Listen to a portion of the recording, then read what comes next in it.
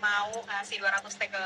Wah, setelah beliau dirujak netizen, beberapa hari kemudian bikin kebijakan gebrakan seperti itu, menurut aku cukup epic comeback sih ya. Sebenarnya dana pemerintah itu ada, dana negara itu ada. Karena kan tahu sendiri, yang namanya ASN itu, mengelola anggaran biasanya banyak keluarnya kapan? Kuartal keempat kan, kayak bulan-bulan sekarang. Sementara pendapatan orang nyetor pajak di tahun 2025, itu kan deadline-nya April. Uang tuh masuk duluan, tapi keluarnya dicicil kan. Sehingga selama ini uang itu tuh disimpan sama negara di Bank Indonesia, di Bank Sentral. Nah, kalau uang ada di Bank Sentral, uang 100% tidur, tidak bergerak, tidak berputar di masyarakat, tidak termasuk dalam perhitungan uang beredar. Begitu sama Pak Pur dipindahin nih 200 triliun ke bank, sama bank kan akhirnya bisa dipinjemin ke masyarakat. Nah, di sini sebenarnya ada momentum bagus bagi UMKM, karena yang tadinya Bank Himbara itu mungkin sedang ada di zona nyaman karena loan to deposit rasionya atau rasio pinjaman terhadap simpanannya itu udah di sekitar 85%. Sekarang tiba-tiba ada deposito langsung banyak gitu ya. Kalau mereka nggak perbanyak pinjamannya,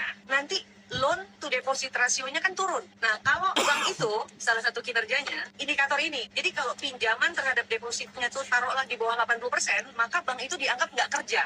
Falsafah fungsi mendasar dari bank itu adalah sebagai intermediary, penyalur uang. Jadi uang yang orang yang berkelebihan likuiditas, nyimpan, nabung, terus supaya tabungan ini bermanfaat untuk memutarkan lagi perekonomian di masyarakat, dipinjemin gitu. Nah, mau nggak mau sekarang jadinya Himbara itu punya sejumlah uang yang harus disalurkan. Nah, harusnya UKM itu ngambil momentum ini. Kenapa? Kalau misalnya banyak bank pengen nyalurin pinjaman, biasanya kalau makin banyak uang yang harus dipinjemin, artinya bunga gimana? Harga pinjaman turun kan?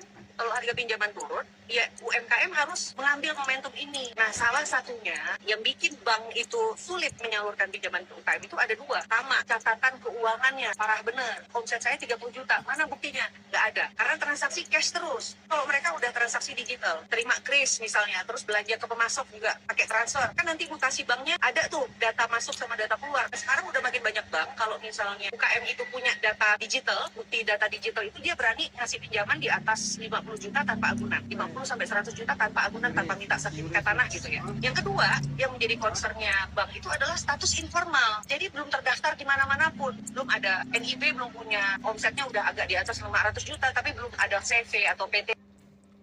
Nah, bagi kamu-kamu yang misalnya saya pengen segera go formal tapi nggak sempet nih ngurus sendiri. Kalau ngurus sendiri bisa gratis sih. Bikin PT perseorangan itu bahkan cuma 50.000 kalau ngurus sendiri. Tapi kadang-kadang kita pengusaha udah sibuk sama sehari-hari, mau ngisi form, duduk tenang ngisi form satu-satu gitu, males gitu ya. Kamu yang pengen fokus ngurusin bisnis dan naik kelas, untuk beresin perintilan legalitas kamu, kita ada untuk kamu sehingga